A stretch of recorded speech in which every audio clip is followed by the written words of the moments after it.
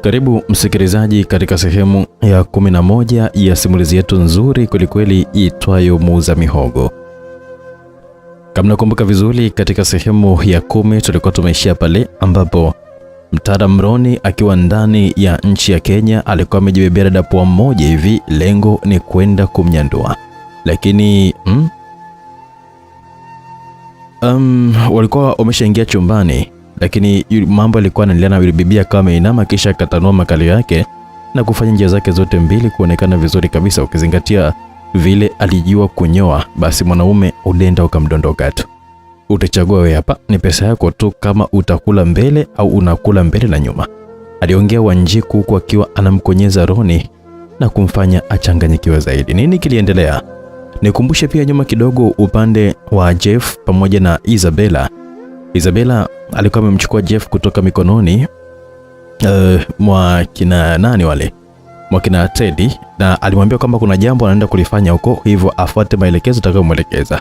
Ilikuwaje? Basi nitakujuza, tutaanzia huko katika sehemu hii hapa ya 11. Lakini kabla ya hapo nikwambia kwamba tunaelekea mwishoni, mwisho itakuwa ni sehemu ya 12. Lakini kama mwanzo nilikwambia kwamba mwisho wa simulizi ni mwanzo wa kuandaliwa simulizi nyingine mpya na nzuri kweli kweli. Sasa tunakuja na simulizi kutoka kwa dada Salma Ramadhan Rashid, na zaidi mnamfahamu vizuri kabisa bibi huyu. Mara ya mwisho kabisa tulikuwa naye kwenye simulizi ya Mr. Bodyguard. Kama mlipata basi tokoli enjoy kweli kweli. Kama hujaipata iko ndani ya YouTube channel Simulizi Max pale. Ukicheki tu Mr. Bodyguard unaipata kwa uzuri kabisa.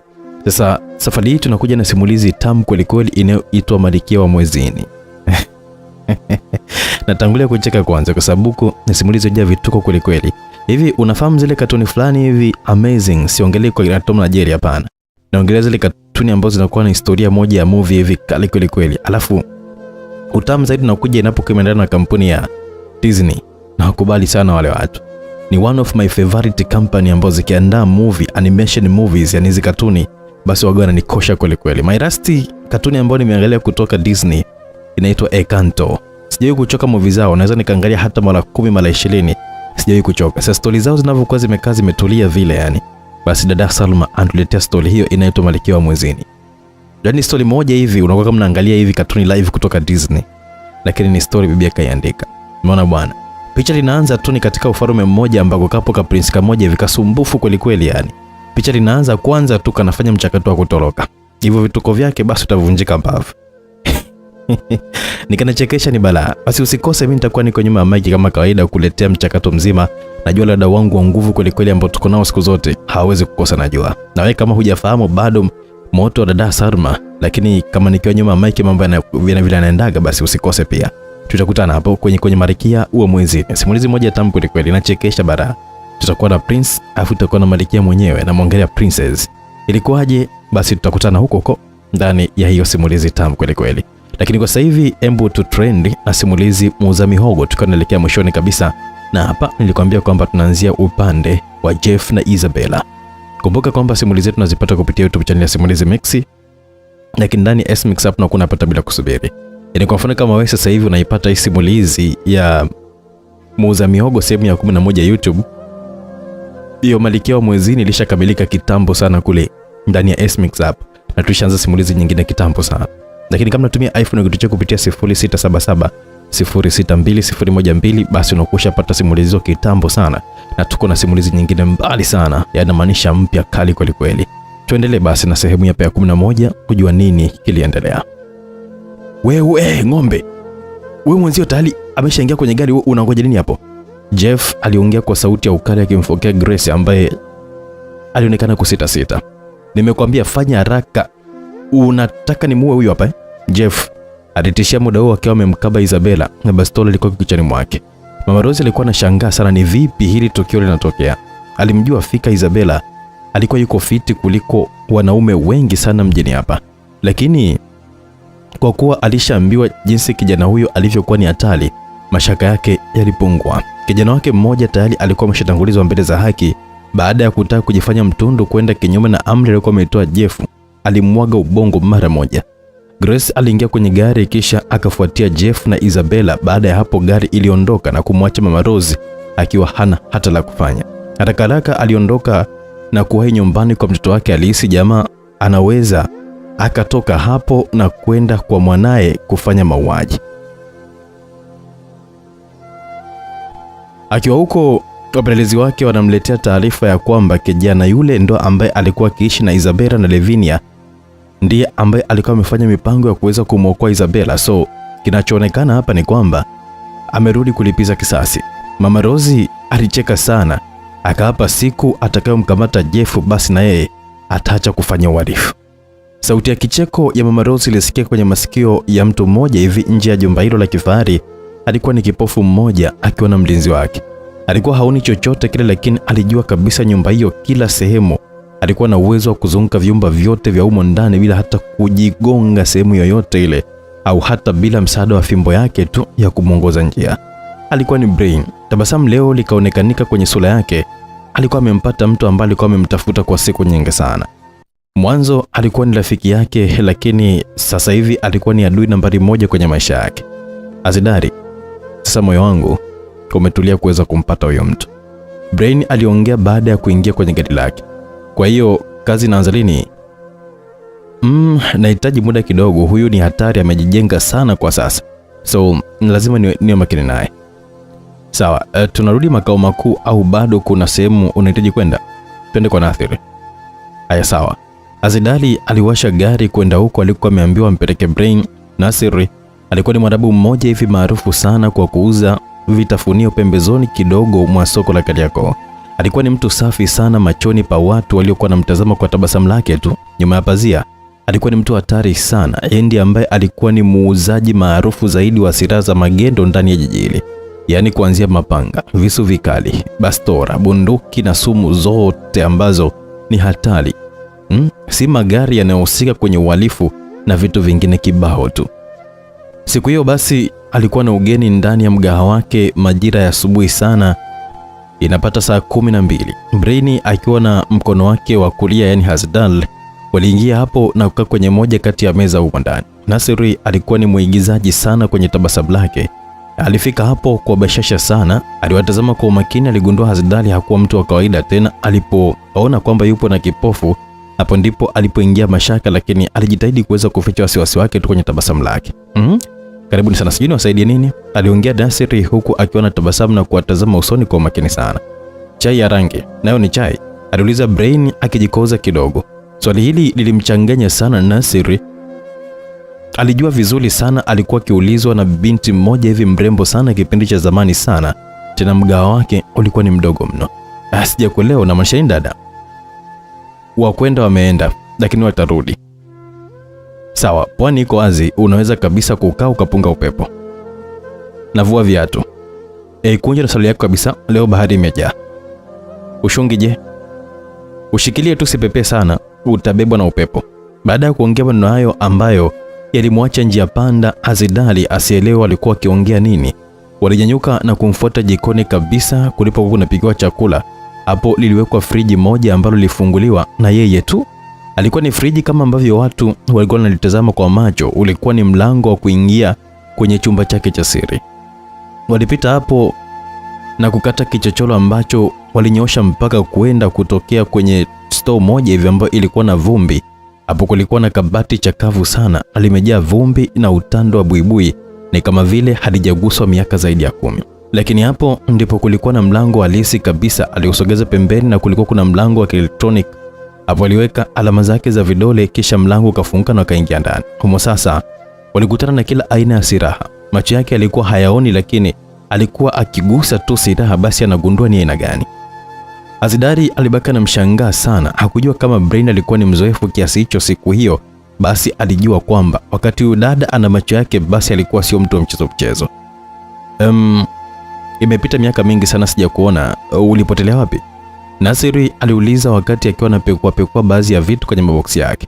Nipo, let's not waste time. Nahitaji sumu kali sana ya kutumika kwenye kisu. Yaani nikimkata mtu hata kidogo tu basi iwe imeisha habari yake hapo. Sawa. Unataka ya muda gani sasa? Nadhani dakika 5 tu. Okay, chupa ya sumu ni milioni 3, kisu milioni 2, maelekezo ni milioni 1, glove milioni 1. Pesa haijawahi kuwa tatizo kwetu, lete mali. Nathiri alifungua mlango mwingine na kuingia nao ndani zaidi. Huko ndiko zilikuwa zimehifadhiwa bidhaa hizo za thamani zaidi. Alitoa silaha hiyo na kuanza kuwapa maelekezo jinsi ya kuitumia. Zaidi ya nusu saa ilitumika hapo akipata maelekezo hayo. Baada ya hapo, Brain alichanja kadi yake ya benki na malipo yakawa yameshafanyika. Walitoka kwa mlango mwingine tofauti kabisa na kumwahidi kwamba ipo siku atarudi tena. Waliingia kwenye gari na kurudi kule makao makuu yao yalipo.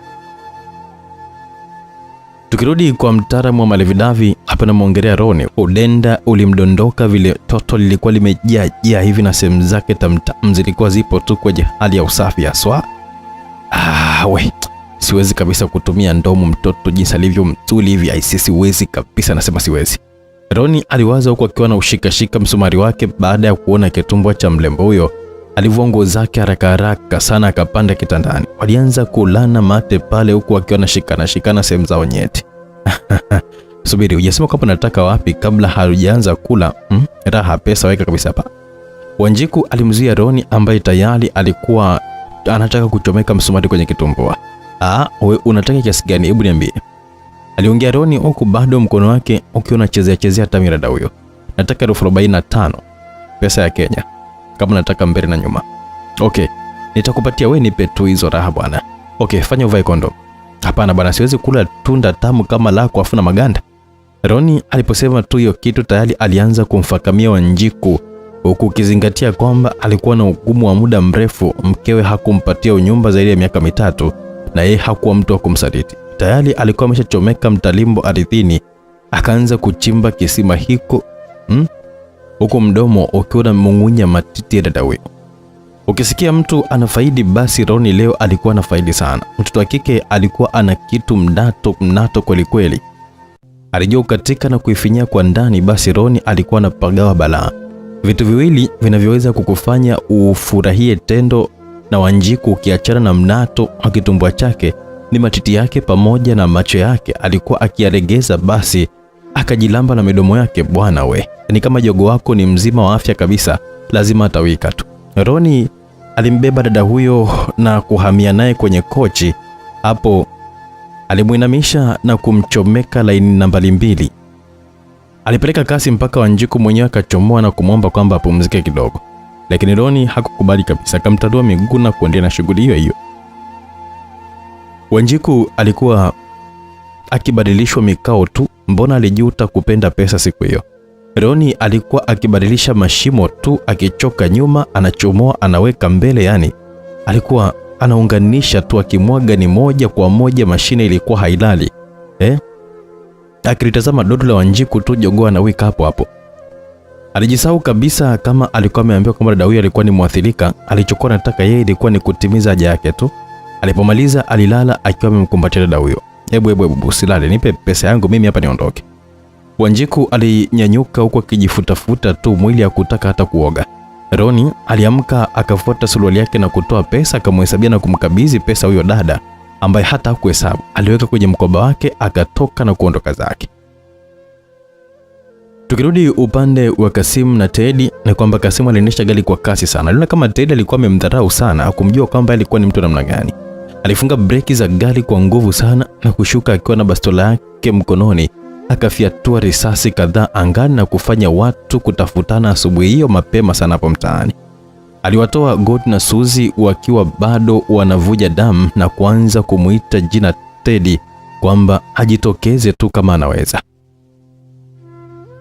Teddy alikuwa ameshajipanga vya kutosha kabisa. Alitoka nje taratibu sana. Alipofika hapo alishangaa sana kuona miguuni wa mshenzi huyo alikuwepo God pamoja na Suzy. Teddy alitoka kwa spidi sana kumfuata Kasimu. Aliposimama tu, lakini ghafla Kasimu alifiatua risasi zikampata Teddy kifuani. Alibetuka na kutua kama mzigo na alitulia chini hapo hapo. Kasimu alicheka sana, akawa anamfuata Teddy pale alipodondoka. Alipokaribia tu alishangaa kuona hakuna damu zilizokuwa zinamtoka.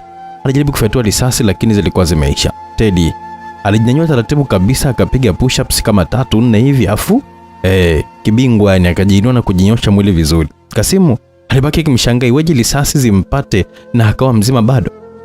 Naomba tuanze kazi, nadhani kabisa unaweza na unajiamini sana, Kasimu aliongea huko akijikaza, lakini kwa mara ya kwanza aliingiwa na uoga moyoni wakati akiwa anafanya kazi. Teddy Alimtazama Suzi pale chini, alikuwa akipumua kwa shida sana. Moyo ulimuuma sana. Hakuwahi kabisa kutamani kumwona mwanamke huyo akiteseka hata mara moja.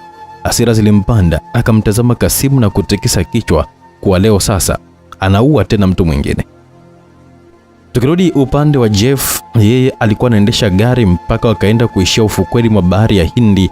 Waliona hapo ni sehemu salama kabisa, wanaweza kukaa hapo na kuongea na Isabella ana mpango gani na maamuzi yake hayo yamekuja vipi yani. Haya, tuambie una maana gani katika hili? Aliuliza Lavinia akionekanika kushangaa baada ya kugundua ile tukio la Jeff ilikuwa ni mpango ambao alikuwa ameipanga wawili. Nimefikiria sana kila mtu kwamba apambanie chake. Mimi nimeshampata Jeff wangu, nipo tayari kupambana mpaka kufa, nikipigania uhuru wangu, na wewe nenda mtafute Teddy, umwelekeze kila kitu jinsi ambavyo kilivyokuwa. Hope kwamba atakuelewa.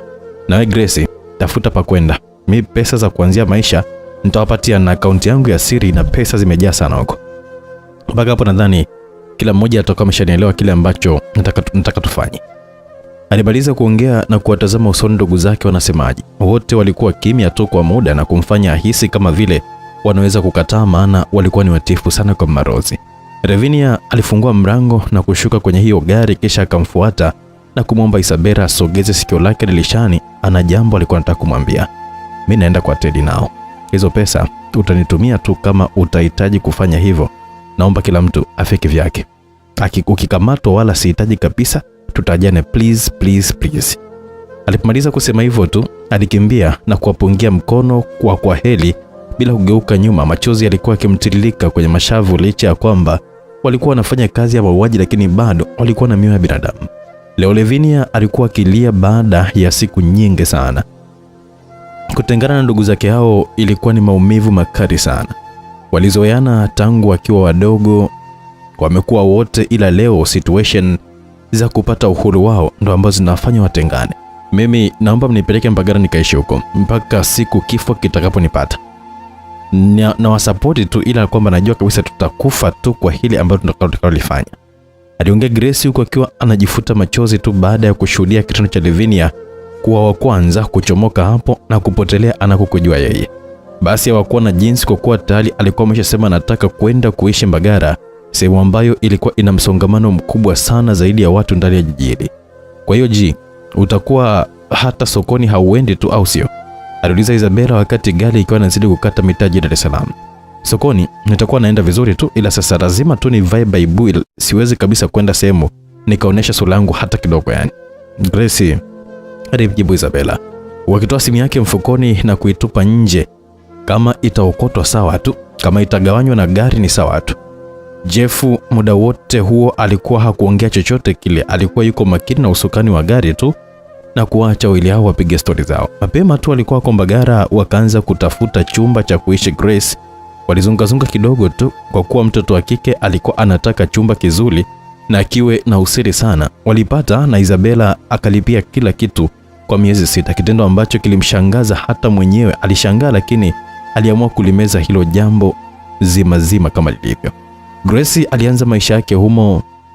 Alikuwa na godoro pamoja na begi kubwa sana la nguo. Humo zilikuwa zimejaa nguo, hakuhitaji kabisa hata kufua. Kitu kimoja tu cha kumtoa humo ndani kwenda kununua ilikuwa ni chakula cha wiki nzima, kisha kurejea tu kwenye maficho yake hayo.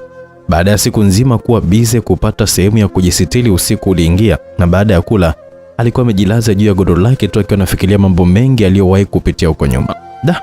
Kwa kwenye maisha yangu ndio umeshindwa kabisa kurudi tena. Sitaki kuamini kama eti nitakufa tukiwa hatujaonana bado. Naendelea tu kukusubiria, please. Usife kwa uliko, ukaniacha peke yangu.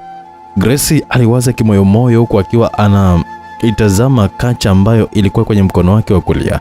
Alipenda sana, na kitu ambacho siku moja aliamka na kujikuta tu anacho mkononi, lakini mwenye nacho hakufanikiwa kumuona mpaka siku hiyo.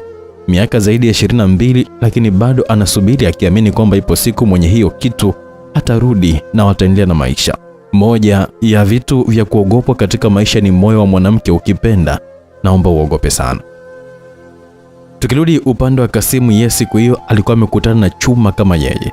Mtaa ulikuwa unashuhudia ngumi za kwenye video live. Kama unavyojua kwamba Tanzania tunavyopenda umbea, madirishani watu walikuwa wamejaa, wengine walikuwa wamesimama kwa mbali, lakini hawakutaka pambano lile liende hivi hivi na kukosa watazamaji. Kasimu ambaye alikuwa anategemea zaidi mateke yake yenye nguvu, leo alikuwa anajishangaa mara kibao tu alikuwa anampiga Teddy mateke, lakini hakufanikiwa kuweza kumvunja popote. Mwili wake uliokuwa umejaa mazoezi mpaka watu wengine wakawa wanadai kwamba mwili wake utakuwa umepigwa ganzi, ndio maana akipigwa huaga hasiki maumivu. Leo mambo yalikuwa tofauti. Alikutana na ngumi na vifinyo vikali, mpaka muda huo alikuwa yuko hoi. Moyoni alijilaumu sana kwa kutaja kiasi kidogo sana cha kazi ya kuifanya kazi hiyo. Mimi nilitaka nishangaa, yani Teddy umkamati kirahisi tu hivyo. Teddy sio mtu wa kawaida kama ninavyodhani. Yani kama ulikurupukia pesa, ukazani kwamba mtu unayetakiwa kumleta hapa hadi goigoe tu kama hivi vinyago vyako hapa, naomba kabisa beba, rudisha ulikovitoa. Kichwani mwa Kasimu alipita maneno hayo ya Justina baada ya kuchezea ngumi kali za tumbo, na Teddy kwa dharau alimpa muda wa kupumzika, kitendo ambacho hakikuwahi kabisa kumtokea hata mara moja tangu aingie kwenye tasnia ya mapigano. Alinyanyuka na akajiweka sawa. Alipania kwenda mara ya mwisho, alinyosha mkono wake ambao tayari Teddy alishautegua mara kadhaa, akapanga ngumi na kwenda tena kwa kasi kumkabiri Teddy. Teddy alikuwa amesimama ngangari kabisa, alijua aina ya mtu anayepambana naye. Alikuwa ni muuaji haswa, so kosa moja tulingeza kumpeleka kuzimu. Alikwepa kisha akamzunguka na kumtekenya shingoni. Alimzibua bonge moja la ngumi la kisogoni. Kasimu alihisi kama vile amepigwa na chuma kizito kisogoni. Alipojaribu kugeuka, alikutana na ndosi moja hivi kali kwenye pua yake mpaka kapasuka na damu zikaanza kumtoka, lakini kwake aliona kama vile advantage kubwa sana. Teddy alikuwa amekuja karibu zaidi yake kuliko muda wote. Alikuwa anapigana akiwa yuko mbali. Alimchapa mtama wa nguvu Teddy, akaenda chini, akaruka juu, akashuka na goti la nguvu kwenye tumbo la Teddy. Haki ilikuwa ni zaidi ya maumivu kwa muuza mihogo. Alimnyanyua, akamvuta kwa nguvu, kisha akapeleka ngumi mbili nzito za haraka upande wa moyo wa Teddy, na zilifika kisawasawa. Alipomwachia akadondoka mzima. Kasimu alijiweka tena sawa, akamfuata Teddy pale alipolala chini ametulia tu kama amekufa. Akarudi nyuma, akajipanga kumpiga teke la kichwa kama vipi azimie kabisa, abebe ampeleke kule alipoagizwa. Teddy alijaribu kufumbua macho, lakini alikataa kabisa. Ngumi ilikuwa imepigwa sehemu hatari zaidi katika mwili wa binadamu. Alijaribu kunyanyuka akiwa amefumba macho, lakini ilishindikana kabisa. Alishtukia tu mguu mmoja mzito ukitua kwenye kichwa chake, na hapo akapoteza fahamu. Kasimu alicheka sana na kutukana matusi kibao, kwa hakuna mbwa yoyote wa kuweza kumsumbua hata mmoja. Wananchi waliokuwa madilishani walimwonea huruma sana. Teddy alipambana na jitu hilo kadri yawezavyo. Uzembe mdogo tu wa kumsogelea ndo ambao uliosababishia akawepo kwenye hali kama hiyo. Machozi yaliondoka kwenye mashavu ya Irene, ambaye naye alikuwa ni mmoja kati ya watu ambao walikuwa dilishani kushuhudia mapigano hayo. Alimpenda Teddy hasa baada ya kugundua kwamba namna gani jamaa alivyokuwa mtu poa sana, ukichanganya na show zake kali, basi alifanikiwa kuteka moyo wa dada huyo. Baby please, nenda kituo cha polisi, kuna jambazi ambaye amevamia hapa mtaani kwetu, linataka tu kufanya mauaji, naomba baby please, hebu fanya hivyo tu, katoe taarifa, uaje haraka sana. Irene alimpigia moja kati ya bwana zake akimuomba kwenda polisi. Jamaa alichanganyikiwa, haraka alitoka na kukimbilia kituo cha polisi kwenda kuwapa taarifa. Kinyago, nimeshamdondosha hapa, nifanyeje naye? Kasimu alimuuliza yule kibopa aliyekuwa amempa hiyo kazi. Safi sana, hebu fanya haraka niletee hapa mwanaharamu huyo, alijibu bosi huyo, na Kasimu alienda kwenye gari akachukua kamba ili aje kumfunga Teddy. Naomba uache hicho unachotaka ukifanye, kimbia haraka sana, jeshi la polisi limekuwa likikutafuta tu kwa muda mrefu, na muda si mrefu watakuwa kwa hapa, hutaweza kabisa kukabiliana nao kwa leo. Nguvu huna, silaha huna, hebu naomba ukimbie kuokoa maisha yako mwenyewe. Ilikuwa ni sauti ya Lavinia ambaye alikuwa anaonekanika kumjua vizuri sana Kasimu. Umefuata nini tena hapa? Mbona unapenda sana kuingilia kazi zangu wewe? Umekuwa ukinilazimisha mimi ni kuaisha kuzimu kwa siku nyingi sana, lakini mimi sitaki kabisa kufanya mauaji ya kiumbe kama wewe. Naomba ondoka hapa, la sivyo leo nitakata pumzi yako na usipumue tena. Kasimu aliongea kwa kina mfunga kamba Teddy. Kitendo cha dakika 0 tu, alishtukia teke moja zito limetoka kwenye kifua chake, alibilingika chini na kusimama tena. Alimfuata mtoto wa kike kwa teke moja kali sana la kichwani, lakini bahati haikuwa yake Kasimu. Mtu wa kike teke lilimpata kisawasawa na kumtupa hatua kadhaa kutoka alipokuwa amesimama, lakini na yeye alikuwa tayari ameshafiatua risasi 2 zilizopenya vizuri kabisa kwenye mbavu za Kasimu, na hapo alidondoka chini, damu zikiwa zinamtoka kwa wingi sana. Kwa mbali king'ora cha gari la polisi kilisikika kikija maeneo hayo. Revinia alikuwa na maumivu makali, shingo iliteguka kwa kutaka kushindana na teke la mwanaume. Alijinyosha na kunyanyuka, alijua fika kama polisi watafika eneo hilo na kuwakuta hapo basi walikuwa wameisha. Vyombo vya sheria vilimtafuta hata yeye kwa siku nyingi sana, hasa baada ya taarifa zake kuvuja siku moja. Alimbeba Teddy na kukimbia naye mpaka nyumba ya jirani na eneo hilo, akaomba wamsaidie kumhifadhi jirani wao huyo, na mama mwenye nyumba hiyo aliwakaribisha mpaka ndani. Utaweza kutembea siwe? Kama unaweza, hebu jivute haraka kwenye nyumba ile pale kushoto pale. Utakuta mlango uko wazi. Naomba ingia hapo, utamkuta Teddy yupo sebleni. Revinia alimwambia Godi, huku yeye akimsaidia Suzy kusimama ili waondoke eneo hilo kabla polisi hawajafika. Godi hakuwa na jinsi, aliinuka na kukimbia kwa kujikaza tu, kwani alikuwa ameshapumzika kwa muda mrefu na sasa nguvu zilikuwa zimeanza kurejea. Revinia na Suzy walikuwa wanaishia na gari ya polisi ilikuwa inaingia hapo kwa kasi. Askari wakaluka kwenye gari na kukaa sawa. Revinia aliona kwamba akiendelea mbele zaidi wanaweza kuonekanika. Alikatisha njia, wakaingia kwenye moja kati ya choo na kufunga kwa ndani. Afande huyu ameshambuliwa kwa risasi, kwa hiyo inaonekana kwamba hapa kulikuwa kuna vita kabisa wao kwa wao, aliongea mmoja kati ya polisi waliokuwa wamefika eneo hilo, akiongea na mkuu wa ile kazi. Sawa, embu watafuteni, watakuwa hawajaenda mbali, wapo tu maeneo haya. Mkuu huyo alitoa amri askari wake waanze msako wa nyumba kwa nyumba kuwatafuta watu waliohusika kwenye tukio hilo. Walianza kuwatafuta kwa kuhoji wananchi kipi kimetokea hapo. Karibia kila mtu hakutaka kabisa kutoa ushahidi, kama unavyojua kwamba wabongo tulivyowaoga mbele ya vyombo vya sheria. Una hakika kwamba huko ndani kwako hawajaingia? Aliuliza moja kati ya askari kwa mama mmoja mwenye nyumba akiwa yuko nje ya choo alichopo Revinia na Suzy wamejificha. Humu hawajaingia kabisa. Hebu naomba tu uniamini tu kwenye hilo. Alijitetea mama huyo ambaye tayari alishaingiwa na hofu baada ya kuona bunduki aliyokuwa ameshika askari huyo. Sasa mama, wapagaji wako wote wapo ndani, nani ambaye kaingia? Si unaona kabisa kwamba kuna mtu humu hapa anajisaidia, tutumsubiri atoke basi. Askari huyo alionekanika kuwa na mashaka na watu waliomo ndani ya chumba hicho. Wakiwa wanaendelea kusubiri tu, huku mama akiwa anamuomba askari huyo asipoteze muda, aliyeumo ndani ni mwanae wa kike. Alisikika sauti ya mwanamke ikiwaita polisi ndani kwake kuwa watu wanawatafuta wapo ndani kwake. Na hapo ndipo askari huyo alipokimbia kuelekea kwenye hiyo nyumba ambayo mama huyo alikuwa amewaita. Revinia alijilaumu sana kumwamini mama huyo ambaye ameamua kuwauza watu wake. Naomba usiondoke hapa, nina maumivu, nahisi kabisa kama nakufa, yani please baki na mimi, aliongea Suzy huku akiwa anamshika mguu Revinia ambaye alikuwa ameshashika kitasa akitaka kwenda kuwasaidia wakina Teddy ambao tayari nyumba waliokuwa ndani yake ilikuwa imeshazungukwa na polisi muda huo. Revinia alitazama hali aliyokuwa nayo Suzy pale chini. Damu zilikuwa zinamtoka mpaka zile sehemu ambazo visu vilikuwa vimepita. Damu ilikuwa imeganda na kuziba mashimo hayo. Alijisikia uchungu sana.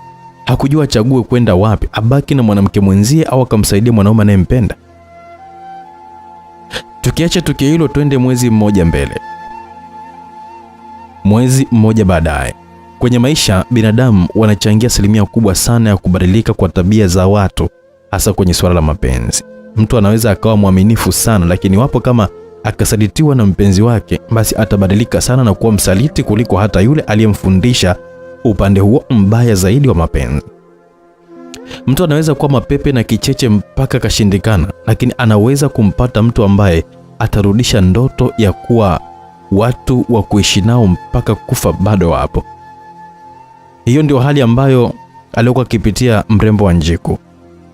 Kilikuwa ni kipindi kigumu sana kwenye maisha yake. Alishazoea maisha yake ya kuishi kwa kutegemea mwili wake tangu yupo sekondari mpaka anaingia chuo kikuu.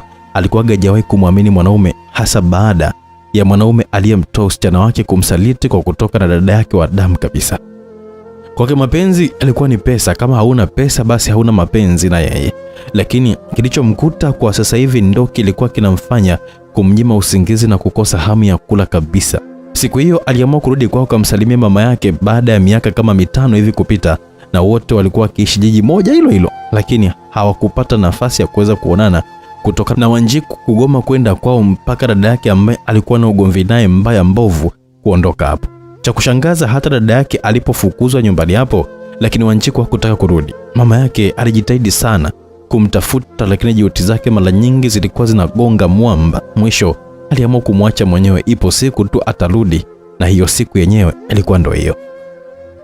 Alifika nyumbani kwao na hakumkuta mtu yote zaidi ya mlinzi wa geti tu ambaye naye alishangaa sana kumuona Wanjiku kurudi nyumbani. Aliingiza vitu ndani na akaenda mpaka kwenye chumba chake, alikuta bado kipo safi vile vile. Ilionekanika wazi kwamba mama alikuwa akifanyia usafi kila siku. Alipomaliza kupanga vitu vyake vile alivyotaka yeye viwe, alilala na kumsubiri mama yake arejee kutoka kazini kwake. Mama yake alikuwa akifundisha kwenye shule moja kubwa jijini hapo, na baba yake alikuwa ni mfanyakazi wa benki. Mama huyo alikuwa akirudi saa 2 usiku kila siku. Basi alikuwa akifika, jicho lake la kwanza kabisa lilikuwa likitua kwenye chumba cha Wanjiku kilichokuwa kipo ghorofani. Siku hiyo alipofika na kupaki gari yake, alishangaa kuona chumba hicho kinawaka taa. Alishtuka sana, hakutaka hata kuamini kama mtoto wake amerudi nyumbani. Aliingia ndani haraka haraka, alipandisha mpaka ghorofani kilipo chumba hicho. Macho yake hayakuamini kuweza kumuona mtoto wake akiwa amelala kitandani. Alijifanya aone kama ilikuwa ni ndoto au vipi, lakini wapi, maumivu aliyapata kama kawaida, na hapo ndipo alipoamini kwamba alichokiona ni chenyewe. Gold, what happened mpaka umekuja kwenye nyumba tena? Mama huyo aliuliza akijikaza asilie, na chozi likamtoka mwanae akaona. Hiyo ndio imekuwa ni salamu kwa mwanao ambaye hujamuona kwa miaka mingi. No worry, ikifika kesho nitaondoka, nilikuwa nahitaji kulala tu kwa bedi yangu hapa nipate japo nipate jibu juu ya mata ambazo zinanisumbua kwa mkichwa. Uko na mata gani ambayo ikunyime usingizi Gold wangu? Niambie mimi mama yako, naweza kabisa kuaga na marizo ni mazuri kabisa ya kushinda wewe. Nawaza kuhusu marriage at this time. I found someone ambaye yuko na love ambayo hakunaga boy ambaye anaweza kunipea kama yeye. Wow, hebu acha kurusha garo yangu. You mean kwamba he needs you ukwe mke wake? Tena ako serious kuliko atawoka. Anaengojeka kwamba mshahara wake tu ambao unachelewaga kujia. Hebu tukae basi unieleze vizuri Gold wangu. Basi mama na mtoto wake walikana Wanjiku akamsimulia kila kitu tangu alivyokutana na mwanaume huyo mpaka hapo alipofikia. Sasa mama hakuwa na kipingamizi chochote kile. Alimwambia amsubiri babake arudi amwambie wajue kwamba anafanyaje. Kwa hiyo huyo gwara mwenyewe ndio yule pale ambaye anacheka tu kama amepata kila kitu kwenye maisha yake. Aliuliza kijana mmoja wakiwa wamekaa nje ya duka moja na mwenzie. Ni yeye. Yaani bosi amesema kwamba atatupa pesa kamili.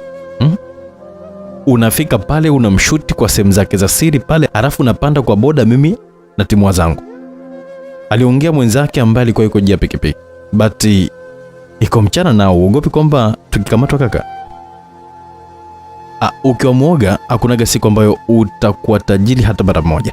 Tena huyo ni Mtanzania, hakunaga mtu ila anamjua hapa, kwa hiyo fanya kumpiga risasi tu kwenye sehemu zake za siri, si tuondoke tukachukue zetu pesa. Kijana huyo ambaye alikuwa kwenye boda alionekanika kujiamini sana. Walikuwa wametumwa kuharibu sehemu za siri za kijana huyo wa Kitanzania na baba mmoja hivi ambaye aliahidi kuwalipa pesa nyingi iwapo watafanikiwa.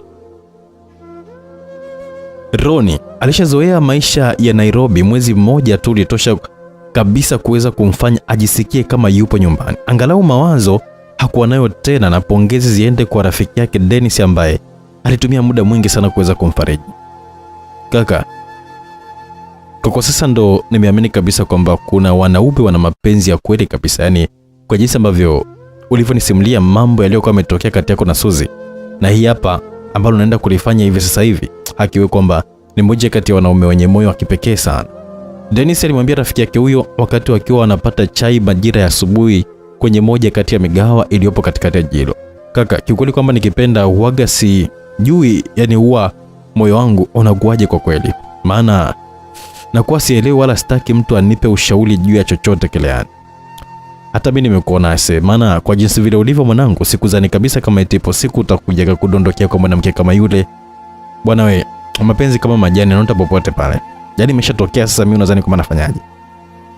Ila ni kweli ase, nimeona kabisa mtandaoni wanakupaisha kweli kweli huko mara Mtanzania amnasa mrembo wa nchi ya Marao una bifu na masuperstar wa Kenya, umewapokonya dodo lao. Yani haukauki tu kaka.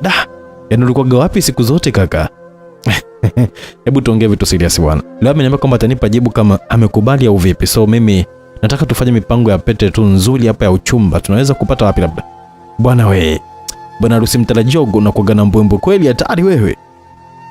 Yaani leo umeamka una mizaa hadi kwenye mambo ya serious kweli brother. Okay, basi nitampigia simu rafiki yangu moja hivi atakupeleka sehemu ambayo unaweza kupata kitu ambacho kinachoendana kabisa na thamani ya pesa yako. Sawa. Basi wakaendelea kunywa chai huku akiwa anapiga stories hapa na pale. Hawakujua nini kinaenda kutokea dakika chache mbele. Dennis alinyanyuka na kwenda chooni mara moja, akamwacha hapo rafiki yake huyo. Akatokea dogo ambaye hakumtilia shaka mpaka na karibia kabisa kwenye meza yao. Roni alijua kwamba kijana huyo anahitaji tu msaada japo chochote, basi alijipapasa kwenye koti lake tu japo atoe chochote ampatie.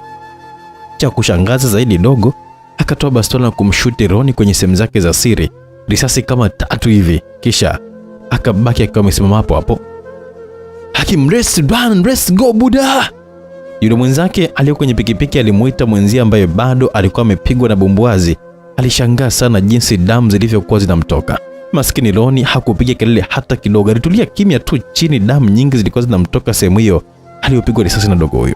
Dennis alichanganyikiwa sana kuelewa kwamba imekuwaje dakika chache tu alizotoka tu hapo anakuja kurudi kila kitu kimebadilika.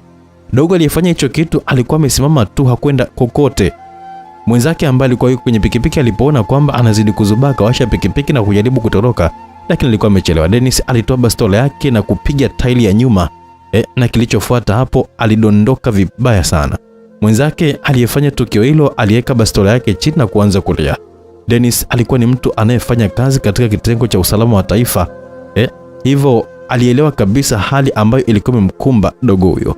Alisogea mpaka hapo, akachukua bastola ya dogo huyo na kumfunga pingu. Simu ya kuomba gari la kubeba wagonjwa mahututi lifike hapo ilikuwa imeshapigwa na wasamaria wema walioshuhudia tukio hilo. Polisi walifika eneo la tukio na kuwachukua madogo hao wawili. Dennis aliingia kwenye gari la wagonjwa tayari kuweza kumwaisha Roni hospitali. Moyoni alikuwa akimwomba Mungu ampe nafasi nyingine ya kuweza kuishi jamaa yake huyo. Hakujua kwamba atamueleza vipi mama yake, mtoto mwenyewe mmoja huyo, alafu eti umwambie kwamba amefariki. Mbona kizaazaa hicho? Gari ilifika na haraka sana. Aliwekwa kwenye kitanda cha wagonjwa mahututi na kikasukumwa kuelekea ICU. Kiukweli kilichobaki kwa Roni ilikuwa ni kumwomba Mwenyezi Mungu tu atende miujiza yake, la sivyo shughuli ilikuwa imeisha. Mapenzi kati ya Roni na Wanjiku yalianza baada ya Roni kutaka kumtumia karibia kila siku mrembo huyo. Siku moja baada ya kumaliza mechi walianza kutaniana tu kwamba ni karibia wiki nzima wamekuwa kilala pamoja, tunaonaje kama atamuoa, tuna hiyo pesa anayomlipa kila siku akatengeneza maisha. Hapana, kwa kweli kwanza mimi ni maraya tu kama ambavyo walivyo malaya wengine tu, ndio maana ili ulale na mimi unatoa pesa na mimi ndo nakuwa nakupa kile ambacho nakunataka. So please naomba usirudie kuniambiaga hicho kitu ambacho tutakosana sana sasa hivi. Wanjiku aliongea wakati akiwa anafuta maji nywele zake alipotoka kuoga. But what if I mean it? Roni aliongea kwa kana mtizama Wanjiku kwa macho ya huruma sana, akimaanisha vipi kama niko serious? Mimi nimeathirika na ishi na virusi vya ukimwi, au kama utake kuwa na mimi au ukimwi huwezi kunizuia kabisa kuwa na wewe. Moyo wangu unakupenda sana Gold. Yaani kama magonjwa yapo tu, dawa za kufubaza sizipo tu, tutameza tu wote. What kind of uchawa is this? Yaani nimekuambia kwamba niko na ugonjwa hatari kabisa, but bado tu uko unapendaga tu, unataka tu eti kwa na mimi mapenzi? Naweza kukimbia kuishi na wewe kwa sababu ya ukimwi, lakini bado siwezi kuishi milele. Nitakufa tu. So ninapokueleza hisia zangu, naomba kabisa uweke swala la afya yako pembeni. Roni, wewe ni mwanaume sana eti, so unapokuwa unaning'aniza mimi wakati wewe kwa jinsi ulivyo hapo unaweza kumtongoza mwanamke yoyote na hawezi hata kukataa, unajipotezea muda eti. Kama naweza kumtongoza mwanamke yoyote akakubali, mbona unakataa? Mbona kata sasa? Nakwambia kabisa kama nakupenda kwa dhati. Mimi ni maraya, nishalagana na wanaume kibao na tayari nimeshaathirika, so sikufai. Vipi kama nitakwambia kama nakupenda hivyo? Na kama unataka kuendelea na biashara yako ya kuuza mwili ni sawa tu. Utakuwa mke wangu na utaendelea kuuza mwili wako kama unavyotaka. Roni, ndo umefika huko? Nataka uelewe hilo jambo. Namaanisha kweli eti. Okay, basi nitafikiria. Wanjiku alitoka chumbani humo huku akiwa anakimbia. Alishuka ngazi ya hoteli haraka haraka na kwenda mpaka ilipokuwepo gari yake. Aliingia na kukaa hapo kwa muda kutafakari maneno ya Roni. Alijikuta machozi yanamtiririka mashavuni mwake.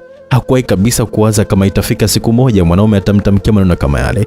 Wanaume walishazoea kumtumia, tena wengine hawakukumbuka hata kusema asante walipomaliza haja zao. Waliona pesa yao ina thamani sawa kabisa na mwili wake. Aliwasha gari na kurudi nyumbani kwake. Siku zilizidi kwenda, lakini Roni hakubadili hata neno moja. Kuna wakati alimuita kwa anataka show na pesa alimlipa mapema tu. Cha kushangaza sasa, muda wote huo alitumia kumwomba mtu wake akubali ombi lake. Taratibu moyo wa Wanjiku ulianza kumpenda Roni. Siku zilivyozidi kwenda ndivyo ambavyo alijikuta anahitaji kuwa karibu na Roni. Alianza kumwalika mpaka kwake, wakawa wanashinda wote na mapenzi yakazaliwa hapo. Kila mtu alijikuta akimhitaji mwenzake kuliko. Siku Roni anamwambia Dennis alijua kwamba utani, lakini kadri siku zilivyokuwa zilikwenda akawa anawaona wako pamoja na yeye taratibu akaanza kuamini. Ilikuwa ni hivyo hivyo tu kwa Wanjiku. Alipojaribu kuambia rafiki zake kwa sasa hivi ana mpenzi, kwanza walicheka sana, pili hawakuamini. Lakini mahaba motomoto walikuwa wanaonesha Roni na Wanjiku yalifanya taratibu waanze kumwamini shoga yao kweli kanasa. Alijitoa kwenye magrupu yao ya WhatsApp, akabadili namba. Hakutaka kabisa usumbufu tena wa wanaume wakati ameshapata mwanaume wa maisha yake. Wanjiku alichelewa sana kuamka siku hiyo, mpaka saa 5 alikuwa bado yupo kitandani. Simu yake iliita sana, lakini hakutaka hata kuipokea. Alijua kama kawaida ni wanaume wanaomsumbua kila siku. Alishabadilisha mpaka namba ya simu zaidi ya mara 2, lakini ilikuwa ni kama vile kazi bure. Rafiki zake walikuwa wakipewa pesa kidogo tu na wanaume ambao walikuwa wanamtaka dada huyo, basi walikuwa wanatoa namba yake. Alipoamka hakutaka hata kuangalia nini kinachoendelea kwenye simu yake. Alienda zake tu kuoga. Alipotoka sasa alikana kuanza kutazama nini kimetokea kwa mtandao. Alishangaa sana kukuta message za kumpa pole kutoka kwa rafiki zake wengi sana. Walimchanganya. Aliingia Instagram na kukuta picha ya Roni akiwa amelala chini na damu zimetapakaa sehemu hiyo. Ilimshtua sana. Maneno yalikuwa ni mengi sana. Wengine walidai kwamba alikuwa amefumaniwa akiwa ametoka na mke wa mtu. Wengine wakadai kwamba Wanjiku anaweza akawa anahusika kwenye hilo jambo moja kwa moja. Machoni mwa Wanjiku ilionekanika kama vile ni ndoto tu na hakutaka kuamini kama ni kweli kile kitu kilikuwa kimetokea. Aliangalia watu ambao walikuwa wanapiga. Moja alikuwa ni shemeji yake Dennis, na hapo ndipo moyo wake ulipoanza kumwenda kasi. Alimpigia simu na mara moja ikapokelewa na akamueleza hospitali walikuwa wamempeleka jamaa. Wanjiku hakuwa na akili zake sawa. Alivuta suruali yake mmoja akavaa na t-shirt.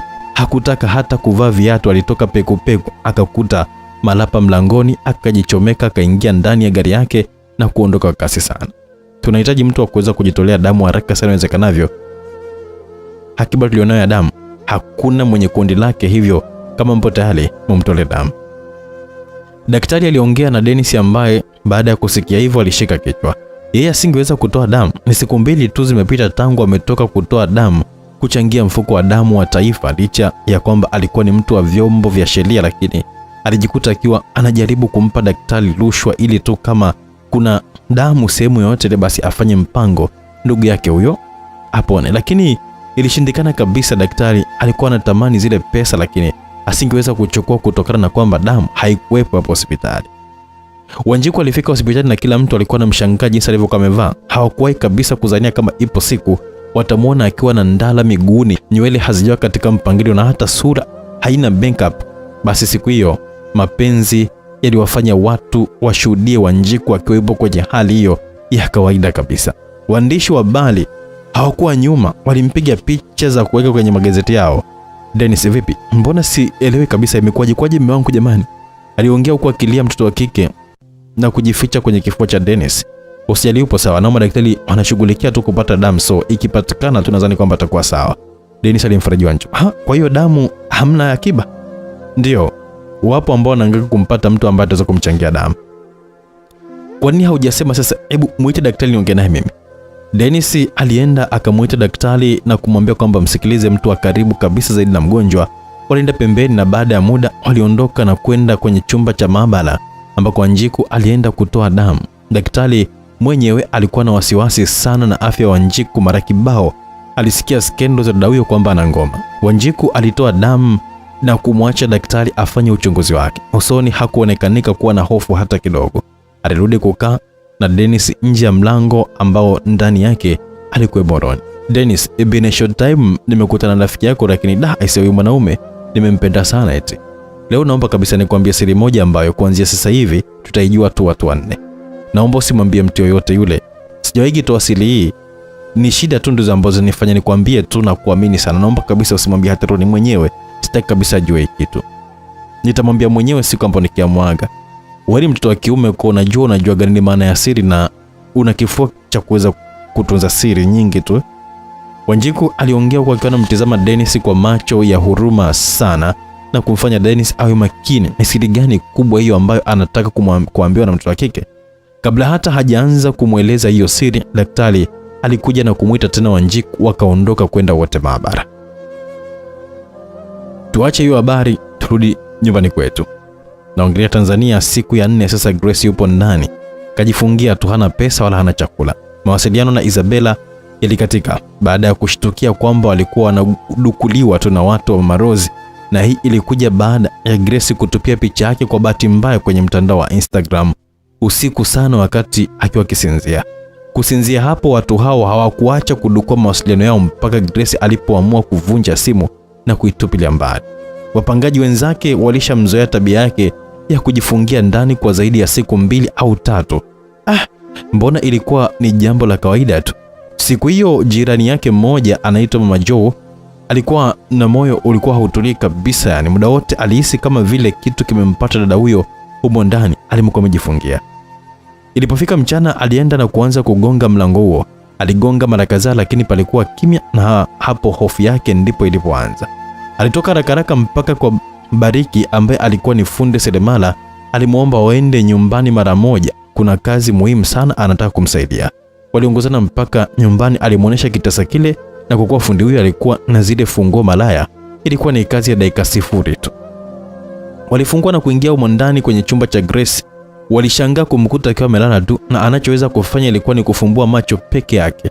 Hata midomo yake haikuwa na nguvu za kuweza kunyanyuka kuongea neno lolote lile. Mama Joe kwake ilikuwa ni mara ya kwanza kukutana na sura ya Grace. Hakutarajia kama atakuwa na sura nzuri namna hiyo. Bariki alibaki akiwa na mshangaa dada huyo, kwa nini ajifungie tu chumbani mpaka inafikia hatua hiyo ambayo anaweza kabisa akafa eti. Tumpeleke hospitali huyo, la sivyo atakufa huyo.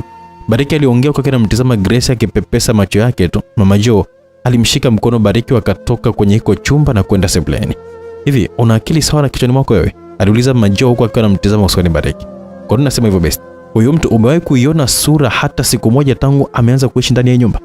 Hapana, sijawahi kabisa. Kwani kuna tatizo gani? Hebu jiongeze na wewe ni mtu mzima. Afu kazi yako imeisha. Shika 20,000 hapa, naomba usimwambie mtu kitu chochote kile. Yaani uliyoyakuta humu ndani uyaache humu. Mama Joe alimwambia Bariki huko akiwa anamkabidhi hiyo pesa. Bariki alitoka na kumwacha Mama Joe anaanza kufanya usafi kwenye chumba hicho. Kazi ilianza, alimchemshia maji ya kuoga, akambeba Grace mpaka bafuni, alimwogesha kisha akamfunga kanga na kwenda kumlaza sebuleni. Mlango alishafunga kwa ndani, hakutaka kabisa mtu yote aingie amkute Grace hapo akiwa amelala. Alikwenda jikoni akapika uji ili kiwe chakula cha kwanza kabisa kuingia kwenye mwili wa Grace baada ya siku 4. Alipomaliza akampakata na kuanza kumnywesha. Mwanzoni alikuwa kila kinywa alikuwa anatapika, lakini hakuacha. Alijua kidogo tu kinachoingia ndo hicho kitakachompa hamu ya kuweza kula chakula. Usiku ulipoingia, kama kawaida, alisonga ugali laini na kumpika samaki ambaye nyama yake aliponda ili ipite kwenye koo la Grace. Alijaribu kumlisha, alikubali. Alikula sana usiku huo mpaka Mama Joe alipata moyo, mgonjwa wake anapona siku si nyingi.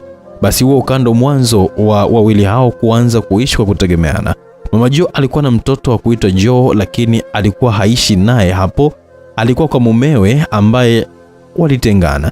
Maisha yalienda kasi na hatimaye walizoeana, wakawa ni mtu na dada. Na siku hiyo Grace alikuwa yuko jikoni akiandaa chakula.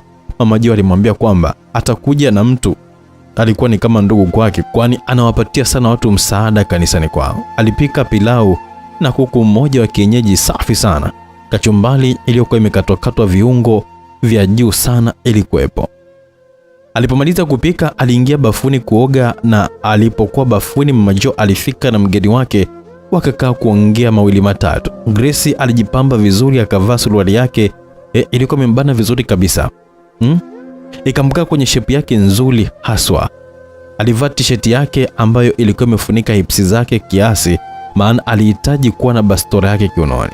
Alitoka kwenda kumsalimia mgeni huyo. Alipojitokeza tu sebleni, alishangaa sana kukutana ana kwa ana na Mama Rose na macho yao yakagongana.